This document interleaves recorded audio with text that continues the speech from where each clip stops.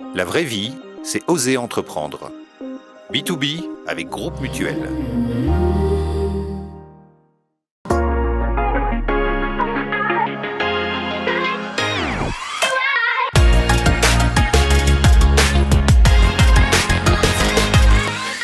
Bonjour à toutes et à tous, content de vous retrouver. Bonjour Frédéric. Bonjour Vincent, nous recevons la directrice d'une des organisations sportives internationales les plus en vue. Il s'agit de l'Union cycliste internationale UCI, basée à Aigle dans le canton de Vaud. Et c'est aussi une belle PME, on pourrait dire, 130 employés, également un centre de formation.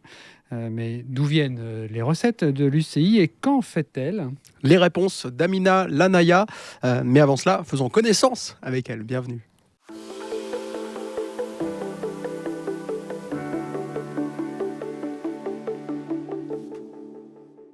Bonjour Amina Lanaya. Bonjour. Merci d'être avec nous aujourd'hui. 18 ans au sein d'une seule et même organisation, l'UCI. Vous imaginiez rester aussi longtemps en arrivant ? Alors pas du tout.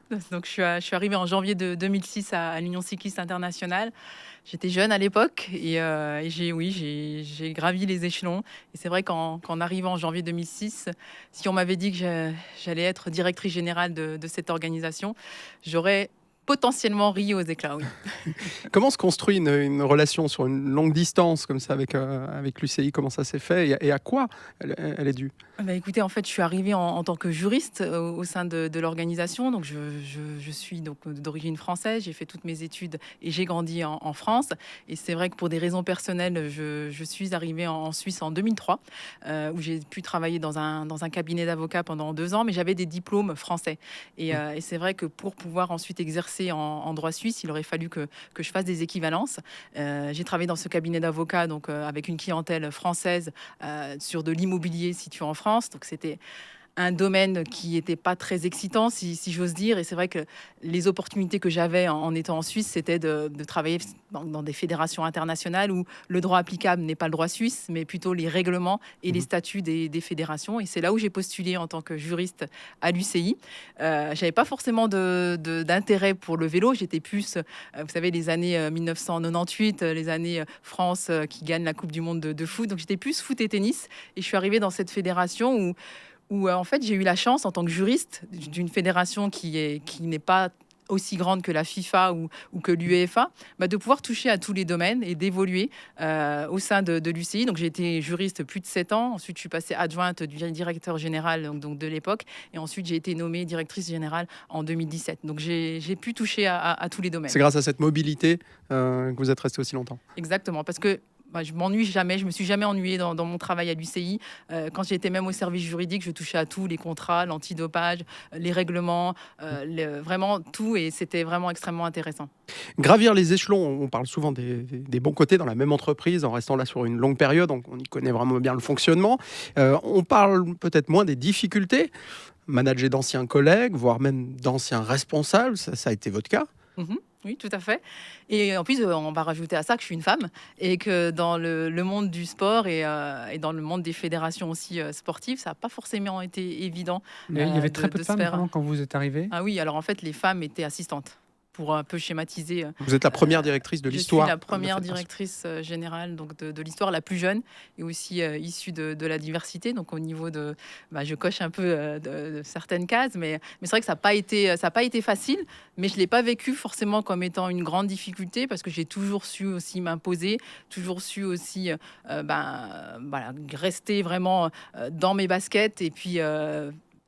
faire mon travail. Et puis je pense que voilà, mes compétences ont fini par payer, mais aussi les relations humaines, parce que lorsqu'on reste aussi longtemps dans une organisation, on côtoie beaucoup de personnes, on est aussi à un niveau international, on a des cultures différentes, des mentalités différentes, et c'est vrai qu'il faut quand même être flexible au niveau social, et j'ai toujours aimé discuter, j'ai toujours aimé m'intéresser aux gens, et je pense que ça a beaucoup apporté dans mon évolution au sein de l'UCI.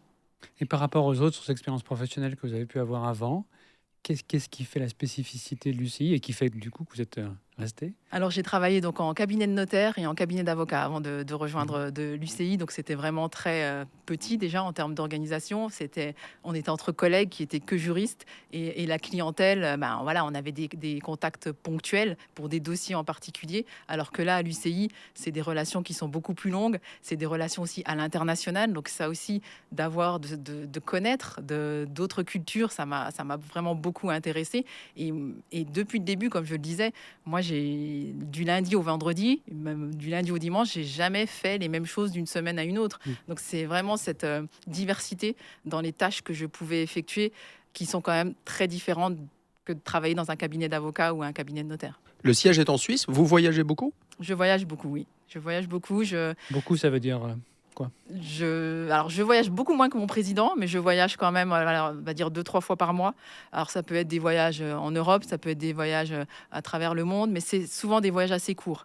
Alors, c'est vrai qu'avec le Covid, tout s'était ralenti et on a quand même beaucoup plus de visioconférences. Mais le Covid aussi a eu comme un inconvénient, on va dire, de faire en sorte que les gens aiment plus se voir en présentiel, et surtout quand je parlais de cultures différentes, ça reste important, et c'est vrai que c'est pas bien pour l'écologie, mais voilà, on est Vous obligé pourriez encore compenser vos émissions, vous le faites? Pardon? Vous pourriez compenser les émissions que vous on faites? pourrait, mais ça aussi, on s'y attelle avec l'UCI, c'est tout un pan aussi de notre activité, et peut-être que j'en parlerai plus tard.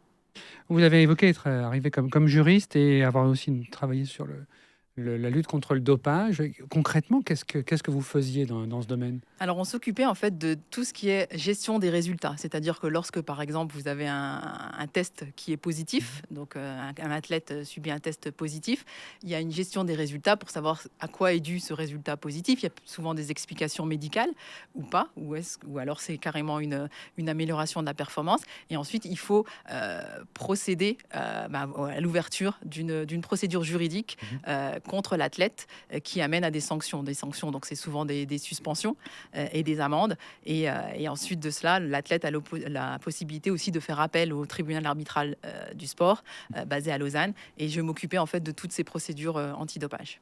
Une année très marquante pour le cyclisme mondial, c'était 2012. L'UCI a décidé de retirer à Lance Armstrong ses 6 victoires au Tour de France, compétition qui reste sans vainqueur sur ces années-là. Oui. 7 victoires. On avait même 7. Quel souvenir gardez-vous de cette époque en particulier? Alors, j'en garde un souvenir assez particulier. Donc, c'est vrai que j'étais moi vraiment au sein du service juridique antidopage. J'étais aussi rattachée à la direction et à la présidence. Et c'est vrai que ça a été un séisme, l'affaire Armstrong.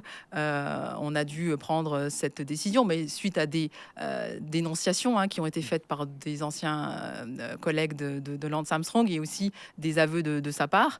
Et donc, oui, il a été suspendu à vie. Donc, disqualifié de tous ses titres, notamment du Tour de France, parce qu'il a aussi gagné d'autres épreuves.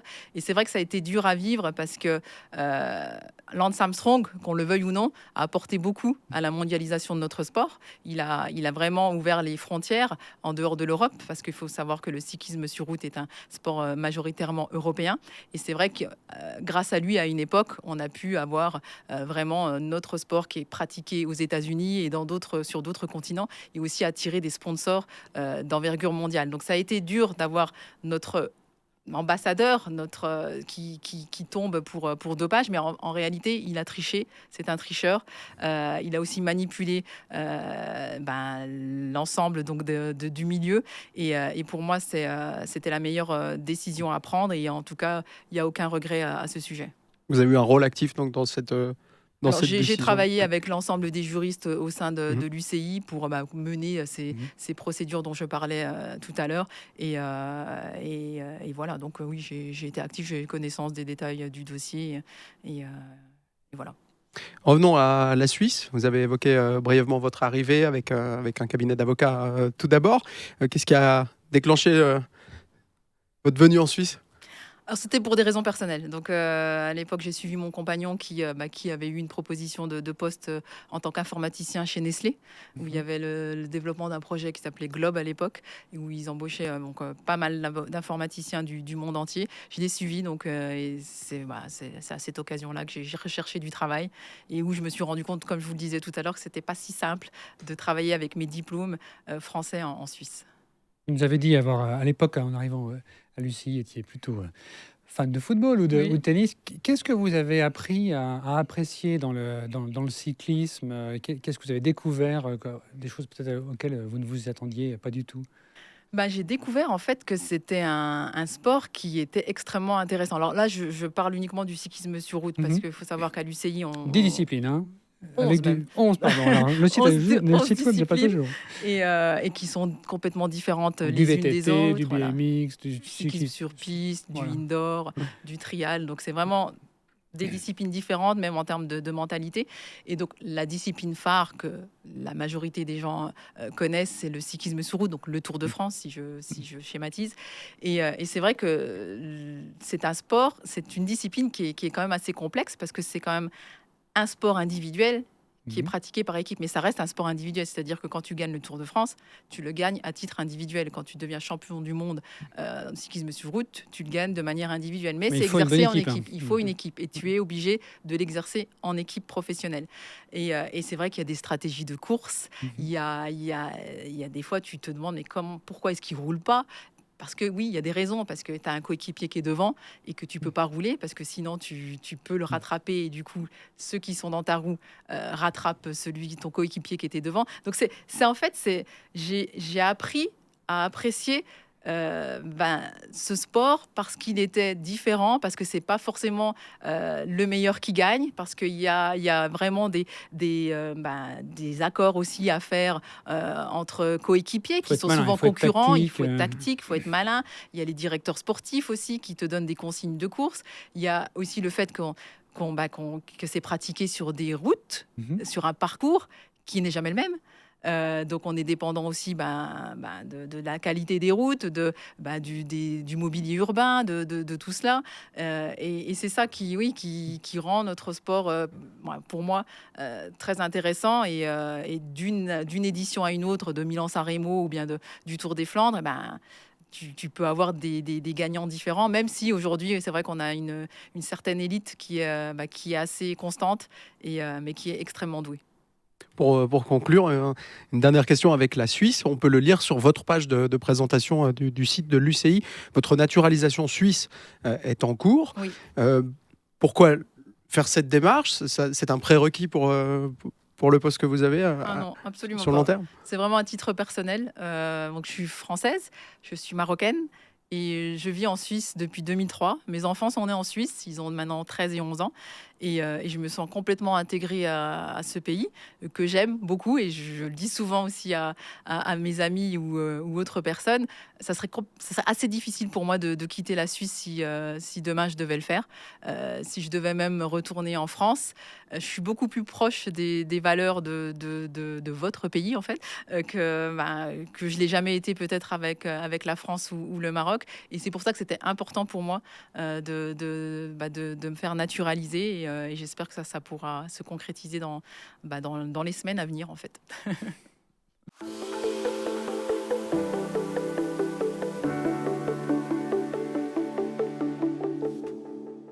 Amina Lanaya, vous êtes donc directrice générale de l'Union cycliste internationale depuis 2017. L'UCI, c'est une association de droit suisse non gouvernementale et à but non lucratif.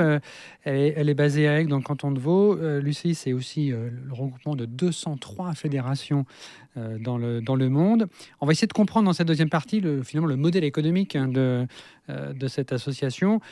D'où viennent ces revenus, quelles sont vos dépenses. Dans le dernier rapport annuel disponible, celui de 2023, je crois, arrive tout bientôt, mais moi j'ai les chiffres de 2022, c'est environ 40 millions de francs de budget. Alors ça peut paraître beaucoup, mais vous évoquiez la FIFA tout à l'heure. La FIFA, c'est plus d'1 milliard, donc on n'a pas le même ordre de grandeur. Mais donc, pour l'UCI, qu'est-ce qui fait que vous générez des revenus? On lit que c'est notamment la redevance olympique qui vient en tête. Qu'est-ce que c'est que cette redevance? Alors, en tant que fédération internationale donc, olympique d'été, parce que nous, on a 5 disciplines représentées aux Jeux olympiques d'été, donc le cyclisme sur route, le cyclisme sur piste, le BMX racing, le BMX freestyle et le mountain bike. Donc, en tant que fédération donc, qui participe à l'organisation de ces disciplines, on reçoit une redevance olympique tous les 4 ans d'à peu près 25 millions de dollars. Et nous, en ce qui concerne l'UCI, l'intégralité de ce montant est dépensée pour le développement de notre sport et notamment les activités du Centre mondial du cyclisme. On parlera du centre tout à l'heure, Voilà. mais ça retourne aussi dans des fédérations nationales. Oui, mais via des projets de solidarité. Donc nous, on n'a pas, comme chez certaines fédérations, on va dire un fee ou un paiement à nos fédérations nationales de X milliers de francs suisses par année. D'accord. Et avec cet argent-là, elles font ce qu'elles veulent. Nous, on ne fonctionne pas de cette manière. Il y a aussi des droits, médias et distribution, des redevances des villes hôtes. Qu'est-ce que ça veut dire exactement aussi? Alors, les redevances des villes hôtes, c'est nos championnats du monde. Lorsqu'on organise des championnats du monde dans les 11 disciplines dont on est responsable, on demande un droit d'organisation. Le prochain, c'est à Zurich. Hein, Le prochain, c'est à Zurich. On En aura les septembre. championnats du monde route, cyclisme sur route, et Route. paracyclisme route. Donc là, la ville de Zurich ou le canton vous versera Un certain montant. une redevance. D'accord. Exactement. Et Le on a montant aussi- est public ou les... Le montant n'est pas forcément divulgué. Mais c'est une source significative de... C'est de- notre principale source de revenus, Mhm. les redevances donc, des villes hôtes, on va dire de manière annuelle, sachant que la plus Oui. importante, c'est la redevance olympique. Mais dont comme je je l'ai dit, vous tous les parlais. 4 ans. Donc, Mais tous les 4 ans, Il faut tout à gérer fait. un flux de trésorerie. Exactement. Et les droits médias et les distributions, ça vient de quel type d'événements? Alors, c'est nos championnats du monde, donc c'est les Aussi. droits médias de nos championnats du monde et Coupe du monde UCI. Et bien sûr, les plus importants sont les championnats du monde donc de cyclisme sur route, qui représentent quand même, on va dire, les 3/4 de ces revenus-là. Nous enregistrons l'émission peu de temps après la fin du Tour de Romandie. Et vous l'avez déjà évoqué, évidemment, il y aura cet été le Tour de France. Est-ce que ça représente une source de revenus pour l'UCI? Alors, ça représente une source de revenus, pas forcément directe. En fait, ces épreuves-là payent des taxes de calendrier à l'UCI. Et c'est vrai que Une taxe de calendrier. tout à fait. Donc, on a un certain nombre de courses qui sont inscrites au calendrier international, mais pas uniquement pour le cyclisme sur route, pour l'ensemble des disciplines. Et pour pouvoir être enregistrées sur notre calendrier, ces épreuves payent des taxes à l'UCI pour avoir, on va dire, le tampon de l'UCI, avec aussi le fait que les courses seront arbitrées par des commissaires qui sont payés par l'UCI, qu'il y aura des contrôles antidopage et qu'il y aura aussi des contrôles fraude technologique et tout cela. Donc, ces taxes de calendrier, si vous prenez l'ensemble des courses qui sont organisées dans le monde, c'est un montant assez conséquent aussi pour l'UCI.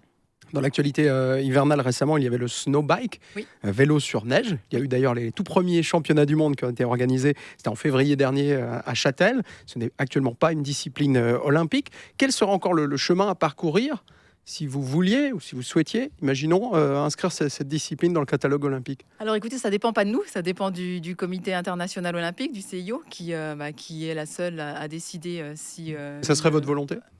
Ce serait notre volonté, bien sûr, mais peut-être aussi une autre discipline comme le cyclocross. Mais oui, l'idée, c'est aussi, en tant qu'UCI, on veut innover. On veut être la première fédération internationale de sport à avoir des disciplines dans le programme olympique d'été, mais aussi dans le programme olympique d'hiver. Et on voit cette potentielle opportunité avec le snowbike ou le cyclocross. En tout cas, nous, on fera tout pour que Qu'est-ce ça qu'il faut puisse... remplir comme critère Il faut que ça soit exercé sur glace ou sur neige. Donc le D'accord. snowbike, Oui. c'est exercé sur... Les cyclocross, c'est glace. pas sur de la terre, surtout, ou la boue? C'est ça. Mais on a eu des éditions à Val d'Isole, par exemple, où c'était vraiment pratiqué sur de la neige. Mais ça dépend des conditions météo. Et c'est vrai que ça ne devrait pas dépendre des conditions météo. Et c'est là où le snowbike pourrait plus, on va dire, fitter pour un ajout au programme olympique. Mais encore une fois, c'est pas nous qui décidons. On poussera toujours pour, comme je vous le disais, pour innover. Mais Ça serait une source de revenus significative pour vous, une avoir discipline une en plus? discipline olympique, avoir une nouvelle discipline aux Jeux olympiques, oui, forcément. Aux Jeux olympiques d'hiver aussi, parce En qu'ils- alternance avec les voilà. les Jeux, Et en donc. plus, au niveau des Jeux olympiques d'hiver, il y a moins de fédérations et quand même pas mal de revenus. Donc, on pourrait, oui, se partager un petit petit montant, oui. On a une bonne vue maintenant donc, sur les recettes de l'UCI, mais que faites-vous exactement de cette recette? Vous avez évoqué financer certains projets dans des fédérations, mais au-delà de ça, concrètement, au jour le jour, quel service l'UCI rend-elle à ses membres, et au monde du cyclisme? Écoutez, donc, c'est quand même important qu'on revienne sur les activités de développement et de solidarité, comme vous l'indiquiez tout à Un l'heure. exemple concret.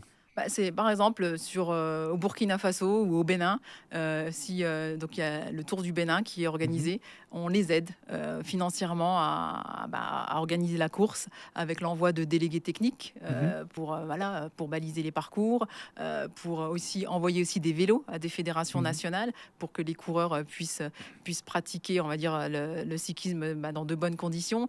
On forme aussi des coachs, des mécaniciens dans ces pays-là, et on fait en sorte aussi d'avoir plus de femmes sur le vélo, par exemple. Ça, c'est des programmes spécifiques, mais sur lesquels l'UCI est très attentive. Et comme je le disais tout à l'heure, c'est pas toutes les fédérations qui reçoivent une aide de l'UCI ou un montant de l'UCI en tant que fédération internationale. C'est uniquement les fédérations qui en ont besoin sur des projets de développement et de solidarité sur lesquels on aura travaillé ensemble, et principalement avec l'aide de notre Centre mondial du cyclisme. Mais ça veut dire que les fédérations plutôt européennes, on peut imaginer déjà assez richement dotées, elles, c'est plutôt rare qu'elles reçoivent des soutiens de l'UCI? Tout à fait. C'est pas dans notre philosophie, c'est pas dans notre mission d'aider les fédérations qui n'en ont pas forcément besoin. Pour vous donner un ordre d'idée, British Cycling, qui est la fédération britannique, a un budget plus important que l'UCI. D'accord. Vous avez évoqué plusieurs fois le Centre mondial du cyclisme. C'est maintenant le moment de s'y attarder. Je crois que sur la 130 à peu près d'employés, une trentaine est active dans ce centre. On peut lire sur votre site ou vos rapports que c'est un centre de formation et d'entraînement de haut niveau. Il accueille plus d'une centaine de jeunes athlètes, mais aussi il forme différentes personnes au métier du cyclisme. Et il est assez récent, ce centre, finalement, parce qu'il n'était pas là à la naissance de l'UCI, même pas quand l'UCI a quitté la France pour venir s'installer en Suisse. À quel point aujourd'hui il est important dans le fonctionnement quotidien de l'UCI? En fait, il est vraiment essentiel, ce Centre mondial du cyclisme, parce que donc, sur les 203 fédérations nationales dont on parlait, il y en a plus de 150 qui n'ont pas les moyens de développer des activités dans leur pays.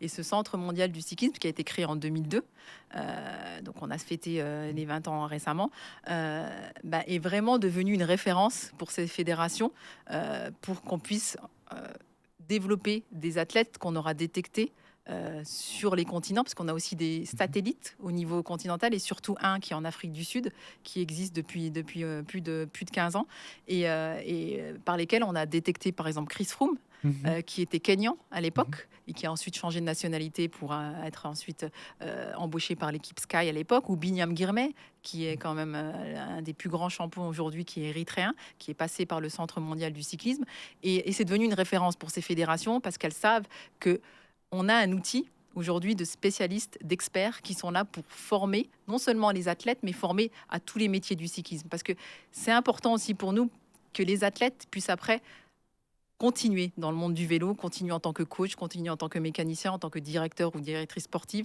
et qu'on puisse les accompagner. Et on a maintenant cet outil. Alors, ça n'a pas toujours été évident, hein. On est une des seules fédérations internationales à avoir développé cela. Mais voilà, depuis 20 ans, on est devenu une référence, et d'autres fédérations internationales prennent l'exemple aussi sur nous pour développer leur pendant dans leur sport. Vous avez évoqué plusieurs fois l'Afrique. Oui. Jamais l'Asie. Est-ce que le cyclisme perce en Asie?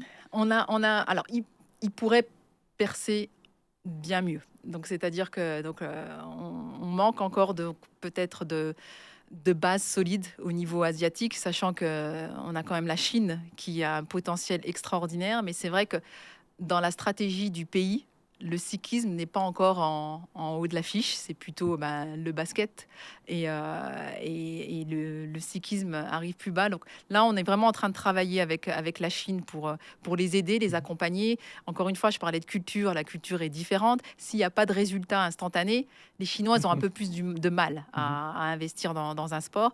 Donc là, on travaille avec eux. On a prévu d'ailleurs une visite assez prochainement pour rencontrer le président du comité olympique. Et vous savez que c'est très hiérarchique. Mhm. Et il faut que ça vienne du haut pour qu'ensuite ça puisse être développé, on va dire, à un niveau inférieur. Mais on y travaille. Mais c'est vrai que les pays asiatiques n'ont pas forcément la culture du vélo, alors qu'en Afrique, on la développe depuis quand même un certain nombre d'années. Comme je vous le disais, ce centre continental, on l'a mis en place il y a plus de 15 ans. Mais donc, dans vos objectifs à 5 ans, supposons que vous soyez encore 5 ans au moins en poste, l'Asie, ça devient un numéro dans les 5 plus grands l'Inde et la sujets pour Chine, vous? surtout. L'Inde et la Chine. On a besoin de l'Inde et la Chine. Pourquoi? Parce que aussi aux Jeux Olympiques, ces deux pays sont extrêmement importants en termes d'audience TV. Et c'est vrai que notre sport n'est pas forcément assez regardé parce qu'on n'a pas trop de Chinois ni d'Indiens avec des ambassadeurs du cyclisme. Parce qu'on va regarder les stars, on va regarder ces gens-là. Et là, aujourd'hui, on a beaucoup de travail à faire à ce niveau-là.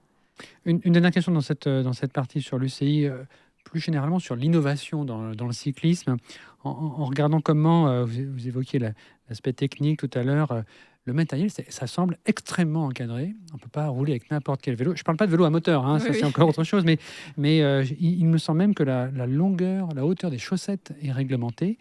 Est-ce que ça veut dire que dans l'esprit de l'UCI, finalement, on met surtout l'accent sur la performance physique ou tactique d'une équipe et on veut moins mettre l'accent sur la performance technologique, encourager l'innovation dans le vélo, comme on peut le voir dans d'autres sports, la voile par exemple, qui développe à l'occasion de la Coupe de l'Amérique des bateaux incroyables. L'UCI reste peut-être sur en retrait sur ce qu'est l'innovation sur les vélos. Alors il faut garder le juste équilibre. Et c'est vrai que ce qui est très important pour l'UCI, c'est la charte de Lugano. Alors, je pense que vous ne connaissez pas la charte de Lugano, mais c'est quoi? C'est la primauté de l'homme sur la machine. Et ça, on y tient particulièrement à l'UCI. Et c'est pas évident lorsque, la recherche de la performance est toujours, on va dire, sur la table lorsqu'on a des discussions avec les équipes. Et nous, il faut qu'on soit le garant de ce principe qui est fondamental, parce qu'au final on aura quoi? On aura des motos, on aura des robots, et c'est vraiment ce sur quoi on doit être extrêmement vigilant au niveau de l'UCI. Et l'innovation doit avoir ses limites. Et c'est pour ça, vous avez vu aussi peut-être ces histoires de casques qui avaient qui avait vraiment un look assez particulier. Il faut qu'on fasse aussi attention. On est quand même un sport qui a des valeurs, qui est conservateur, mais dans le bon sens du terme. Et on a cette histoire qu'on doit pouvoir préserver. Et c'est pas toujours évident de pouvoir garder cet équilibre, mais on travaille vraiment d'arrache-pied pour aussi sensibiliser les parties prenantes de notre sport. Oui. Donc pas de vélo électrique ni de championnat constructeur? Alors non, on a des championnats de e-mountain bike, ça qu'on soit très clair, des championnats du monde de e-mountain bike, mais c'est tout à fait cadré dans des règles qui sont dans le règlement de l'UCI. Mais non, on va pas arriver à ça. Non.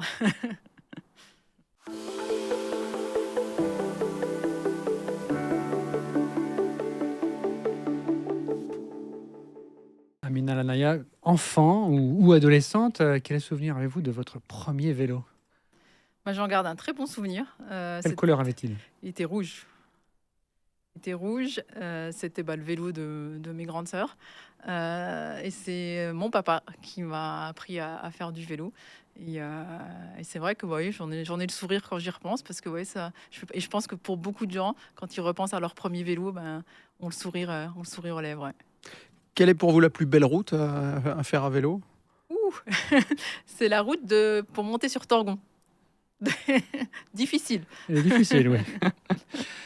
Faire du vélo, on parlait d'innovation tout à l'heure, mais sans application aujourd'hui, c'est presque bizarre. Vous en avez une préférée? C'est Strava, c'est Komoot, c'est une autre? C'est Strava. C'est assez basique. Et puis série documentaire, on en parlait juste avant de démarrer l'émission. Vous l'avez vu, la série Tour de France au cœur du peloton. Vous en avez pensé quoi? Très bien. Franchement, j'ai trouvé ça vraiment bien. Alors après, c'était assez particulier pour moi parce que la majorité des personnes dans le reportage, je les connais pratiquement personnellement. Mais j'ai eu de très bons retours de personnes, notamment de ma famille, qui connaissaient pas vraiment le vélo, qui connaissent pas vraiment comment ça fonctionne et qui m'ont dit merci, on a enfin compris, ça a été simplifié, ça a été expliqué avec des mots simples, parce que c'est vrai que souvent les commentateurs, et c'est vrai qu'on a eu un séminaire des commentateurs sportifs il y a pas longtemps, c'est dur à prendre, ils se parlent entre experts, et c'est vrai que à part quand tu as des vrais fans de vélo qui regardent le Tour de France, mais ce qui est pas forcément le cas, c'est dur à suivre. à part regarder les paysages, comme on me dit souvent. C'est disponible donc, sur Netflix. Merci beaucoup, Amina Lanaya, d'avoir été avec nous Merci à vous. aujourd'hui. Merci Frédéric. Merci Vincent. Rendez-vous la semaine prochaine pour partir à la rencontre de nouvelles entrepreneuses, entrepreneurs en Suisse romande avec des portraits dans B2B. À bientôt.